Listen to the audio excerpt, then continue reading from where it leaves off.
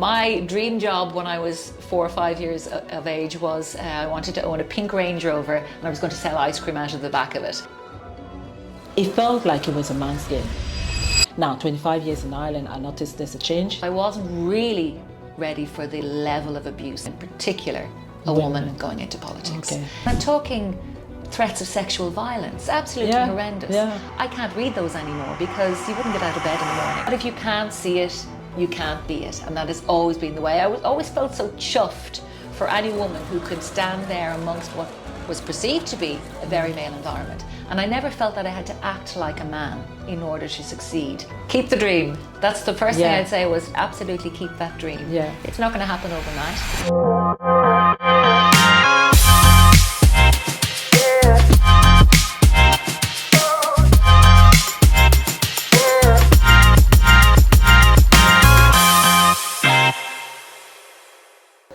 So hi, good morning, good afternoon. Actually, we're afternoon right now, yeah? So I am so excited to have this conversation with you, Senator Alison Comyn.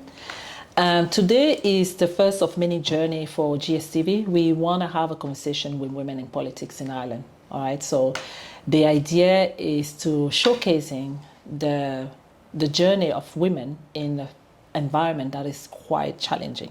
Let's face it, all right? So now, before we start that, when I was growing up in Cameroon, I had no vision of a woman in politics. There was only that one woman where she was like a goddess. With this, was just Aissa to how did she get there? She was a minister. And it felt like it was a man's game growing up. And when I arrived in Europe, I thought it would be different, and I started noticing there was not a lot. Now, 25 years in Ireland, I noticed there's a change, there's an improvement, which is brilliant, right? So today we're going to have a conversation about your journey, and I want to thank you for giving me this time. I'm very honored. I have to tell you the truth that when I heard you saying yes, I jumped off my seat because I don't take for granted when people give me their time, and especially talking about their journey, and I want my guests to be inspired. All right. So to start, I don't know if you want to introduce yourself because you're well known in Ireland, but you can tell when you were a little girl, right, running down the street in Drogheda, did you ever dream? Was this your dream to become a senator? And how did this happen? Who's senator? This was the furthest, I think, from my childhood dreams as possible. First of all, thank you. The honour is all mine, Aileen. And thank you. Welcome to my office here. And I'll do my very best to inspire others and women in politics. My dream job when I was 4 or 5 years of age was I wanted to own a pink Range Rover and I was going to sell ice cream out of the back of it. So that is as far removed as being a politician as you can get. But I think I was always quite a vivacious child. I did want to be noticed and I wanted to get a message out there. I think my parents, my mum and dad will tell you that I was never shy and retiring. But my dad was a journalist, and I think from an early age I really loved writing, I loved speaking, I loved presenting. So I always knew there was going to be something along that lines, and I did. That's what I studied. After a while, I spent a lot of time doing other things, but after a while I studied journalism, broadcasting, and that's where I went into. And I spent 30 years in broadcasting before I ever went near politics now. 30 years. Tell me a little bit about that, because I've seen a lot of work you did on Sky, UTV, and it was a passion, right? Yeah. Now, when we talk about your broadcasting journey, like, how does it fit into be a senator now? Well, I think a lot of people look at journalism and politics. It's two sides of a very different fence. Yes. And yes, I spent many years as a news anchor or as a print journalist writing about politics, probably giving politicians a very hard time. Yeah. And now I have a much greater sense of sympathy and empathy for what the job is. And it's really not too dissimilar, the two jobs. Okay. Because when you look at it, you are telling a story. You're telling a story for somebody or with somebody, and it's very much the same with a politician. Sometimes somebody will come to me and they don't have a voice, or they feel like nobody's listening to them. Okay. And that is quite often the case here in every country. and you have got to be their advocate. I know it's a little bit hackneyed now, being the voice of somebody, but that's what you are. You're trying to get them heard, get the right person to listen to them so that you can affect change. And I suppose particularly, okay, it's very difficult. I was a journalist all over the world, but when I was a regional journalist or a local journalist, that's where the real work started to happen. Because if you're telling a global story, you're not very immersed in the story. Okay. You're quite removed from it. People dip in and out, you're doing interviews, but then you move on to something else. When you're a regional or a local journalist, the story is on your doorstep. The people are people that you know. And if you get it wrong, they're going to be able to come and find you and come to your doorstep and say, listen, you didn't do this, this, or this. And it's also very, very special to you. You know, I'm working now in Louth and East Meath. I'm from Drogheda. Okay, I was maybe 20 years away working, but this is where my family is from. It's where my children are. I want to improve that community, and that's why it's so special for me to be given the opportunity to work really, really hard to make the change and to make the difference where I live, for the people that I care about. And I think that's such a unique opportunity to get, whether as a senator, as whether as a TD. Now, I did obviously run as a TD last year. Okay. I know one of your questions will be, how did you get into politics? Yeah. I'm leading to that, I suppose, because I was so immersed in my local community as a journalist. You're really, really aware of all the issues that are happening. You are aware of what needs to be fixed. You're aware of the positives that some people might not see. And I have to tell you, Aileen, I am very, very focused on highlighting positivity. I made it a real part of my campaign last year, because we do live in an incredibly negative world at the moment. You don't say. And the likes of social media is 90% negative now. Yeah. And that's what you're battling against. And people I know they have problems. There is a lot of mental health issues. But I feel if we don't highlight positives, and if we don't improve the way we see the world, then it is going to become even more bleak. So where I'm from, Drogheda, County Louth, and South Louth, East Meath, the whole Louth area, we do have problems. We have problems like everywhere else. We have vacancy and dereliction, we have businesses closing down, we have unemployment, we have homelessness. But we also have so much more going for us that can be sold, that can be fixed, that can be looked at. And that's where I feel I was getting frustrated. As a journalist, writing about the same thing over and over again, and nobody seemed to be taking notice. And a lot of people can sit now on social media and give out and never make a difference in their society. So I said, I don't want to be one of those people. So when I was approached to run, would you consider it? I went, no, are you crazy? I don't want to be a politician, no. And then I stopped and I thought, well, my children are old enough. Are they ever going to be old enough for what hits you? I don't know, but they didn't need my guidance as much. And I looked at, you can actually try and make a difference. So I said yes. Didn't quite realise what I was getting myself into in the likes of a campaign. It is gruelling, Aileen, absolutely gruelling. And I don't think I was, as somebody in the public eye for years, you are open to commentary, criticism, abuse, of course, sadly abuse now. But I wasn't really ready for the level of abuse that is levelled at a prospective politician, and in particular a woman going into politics. It is shocking. And do you think it was because you were a woman, or because you were a journalist, or because it was, I don't know, what was the height on the abuses that you see? I suspect this is one of the biggest challenges you got, yeah? It is. So why do you think is your gender, or why in your perception would it be? I think at this stage, there are certain people who have their agendas, they have their opinions. So no matter who you are, if you differ from them, or if they think you differ from them, you're open to any kind of abuse. But yes, I do feel that there's an insidious part to it that says, we will target what we think will be a vulnerability. And that may be that you're insecure, or that you're feeling vulnerable, that you're a woman, a mother, those kind of things will be targeted as a vulnerability. The question is, are you going to let it get to you? And you simply can't, because there are not enough women in politics. You mentioned you only saw one or two. I was the same when I was growing up. It was such an anomaly for a woman to be in any position of power. Yeah. That was unusual. We looked at the likes of Margaret Thatcher or Barbara Castle in the UK, or here Mary Harney, or there were very, very few. You can actually name them. There were so few. But if you can't see it, you can't be it, and that has always been the way. I always felt so chuffed for any woman who could stand there amongst what was perceived to be a very male environment, as was journalism over the years, very male dominated environment. But I never felt that I was odd or unusual, and I never felt that I had to act like a man in order to succeed. And I think that's interesting. That's quite the same in politics. I feel like you don't have to act like a man. Okay.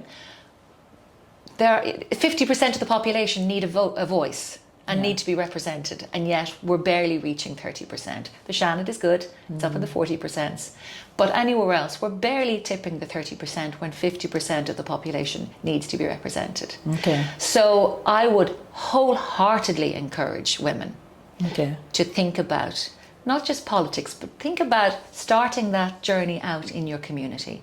I was immersed in my local community. Knowing everybody, knowing all the tidy town groups, the councillors, the women's groups, the men's sheds, all of the groups who make a difference in your local society. Yeah. And that is where it needs to start. And Aileen, it needs to start at a very young age. Yeah. That, like you say, charity starts at home, right? So you cannot pretend to help people if people around you can't even see what you can do for them. There's something I found a bit curious about what you say about when you talk about the challenges and hard things that people say to about you. Now, I'm kind of inquisitive to what trait of you as a person that kept you going, because I think it's not easy to get hit, right? So have you developed resilience because you had a strong support system at home, or what was your thing that say, I'm going to keep going with this? I don't care what you say. Not that you don't care what people say, but I mean, you know what I mean? Like, what was the turning point for you to say, I'm not giving up? I think years of experience. Okay. I think maturity, experience. If this was all being thrown at me in my 20s, I could really see how it would get in on you, and you may think, this is not for me. Yeah. And that's so sad, because that's where we need younger activists, younger politicians, younger councillors to be coming in their 20s. But what is being thrown at people now, and being thrown at women, and I'm talking threats of sexual violence, etc. Oh yeah, I heard that. It's absolutely horrendous. Yeah. I can't read those anymore, because you wouldn't get out of bed in the morning. And I have a job to do. And I can't be deterred by these small-minded people. Yeah. And obviously I'll say something like that and I'll probably be a target now for even more abuse. But you can't let that stop you.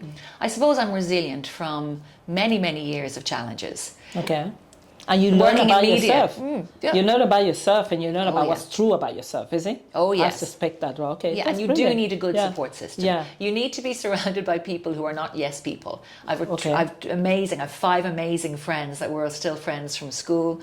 I have 2 incredible children. I have lovely family members who will wrap themselves around you sometimes, but also tell you the truth. Yes. And that's what you need. You need that good, honest support system, because you could get completely overwhelmed and carried away with what happens with the likes of politics. Okay.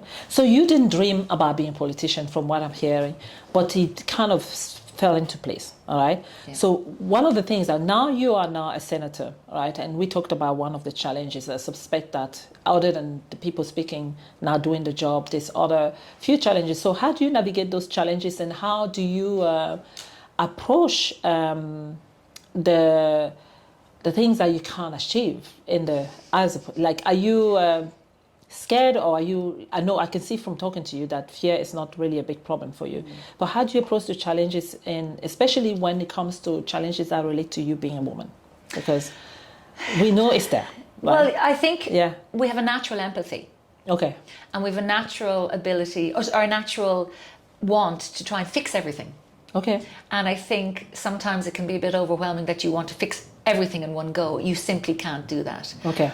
I get my requests in, my representations in, my queries in, dozens and dozens and dozens per day, and you just think, I want to help that person, I need to help that person, how do I start? Yeah. Obviously I've got a tremendous assistant called Anna. I have to give a shout out to Anna Brennan. She's just amazing. Yeah. And we work so well together, and I think I wouldn't have worked with anybody else but another woman, because I think we think the same.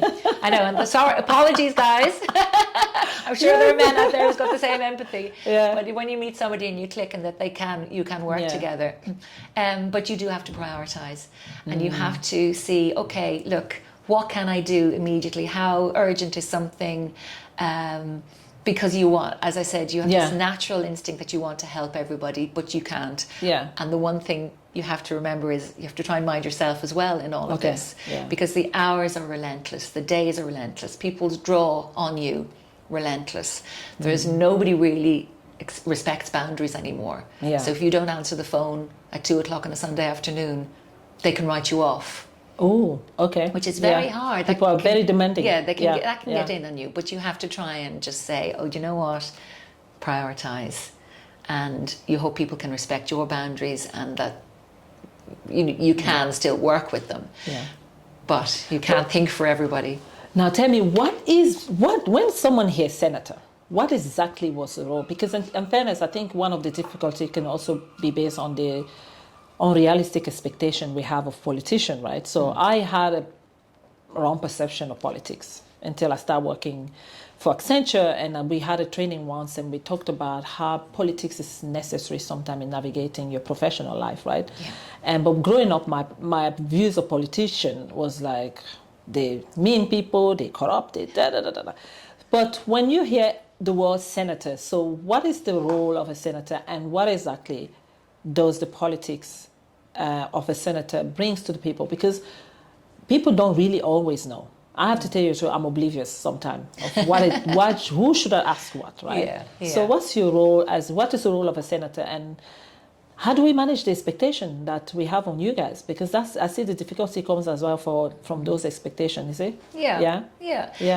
No, you're still a public representative. Okay. So uppermost, you're a public representative, and it is it's a second set of eyes. You have your TDs in the Dáil and your ministers, and then you have your senators in. It's the so-called upper house, lower house. It's got nothing to do with status. It's to the positioning of the houses, and it's a second set of eyes. It's checks and balances on our legislation. So we will get a lot of legislation on our desk. There will be amendments, and there will be votes. We can't change the outcome fully of legislation, but we can look at it and we can suggest amendments. We vote on it, and it goes back to the TDs in the Dáil. Yeah. And I think it's a vital role, because that's democracy. That's two sets of eyes looking at something to make sure that it is truly democratic. But of course, somebody like me, then I'm in my my community, I'm in my environment, and I will try to help as many people as I possibly can within that community. Okay. We're a national representative. Okay. But we're very close to our communities, and obviously we try and help as much as we can. Yeah. And then, of course, we're on committees. And committees are a vital part of democracy in Ireland.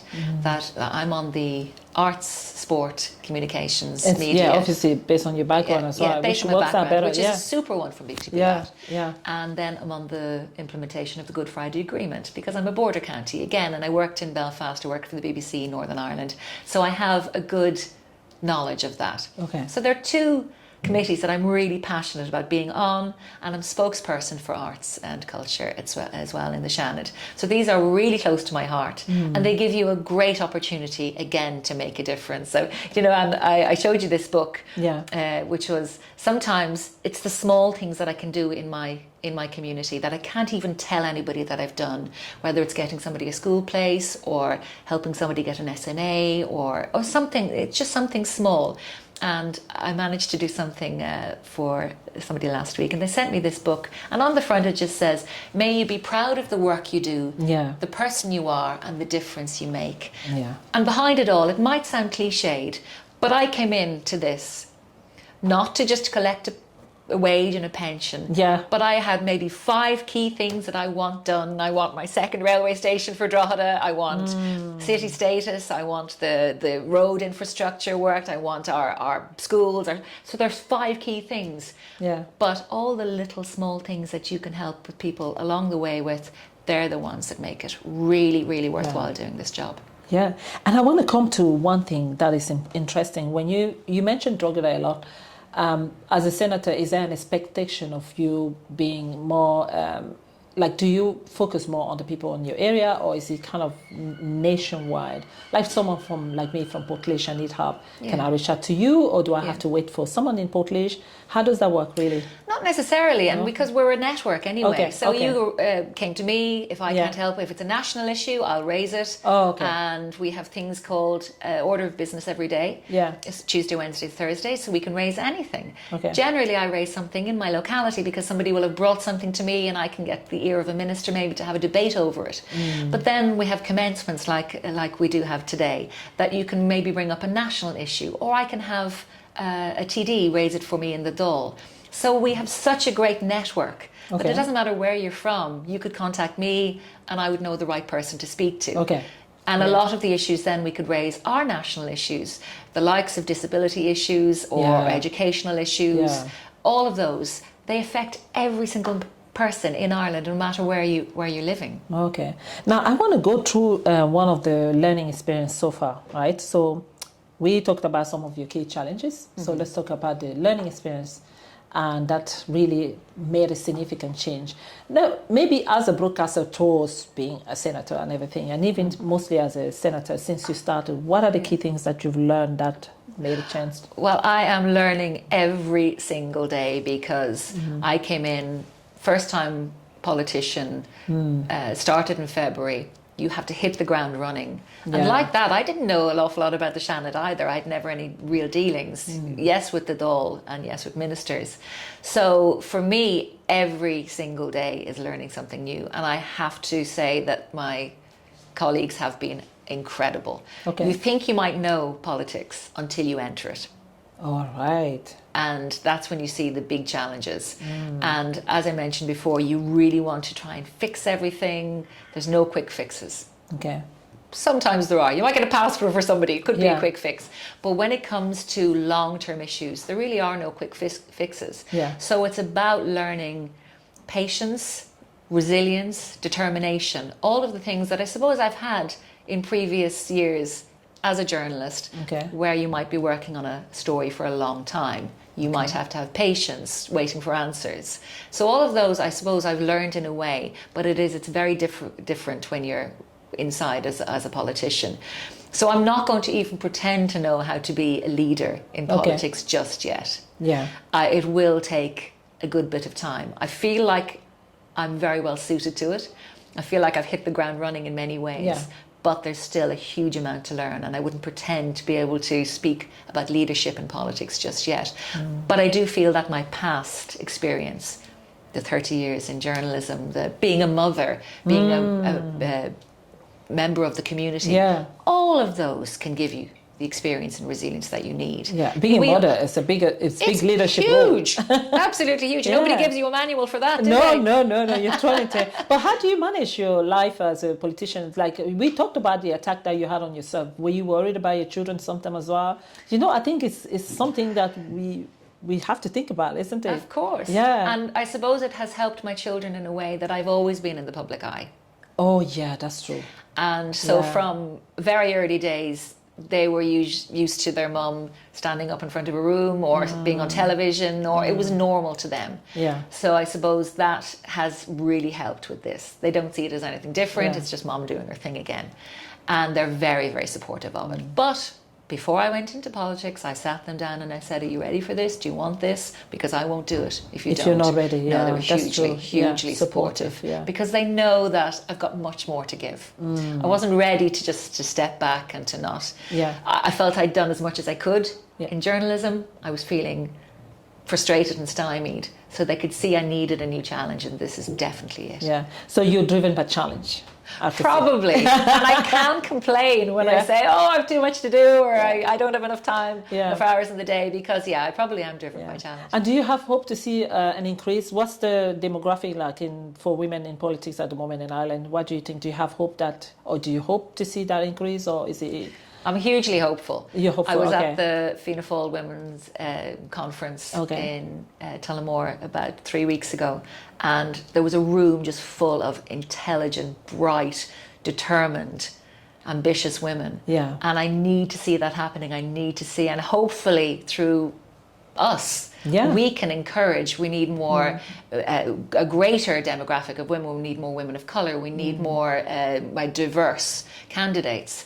And that's what I want to see. And as I have said to every one of them, please use me as a resource. Okay. If somebody's interested in entering politics or don't know how to start or where to go, please put out my details in this podcast and let them know that I'm here.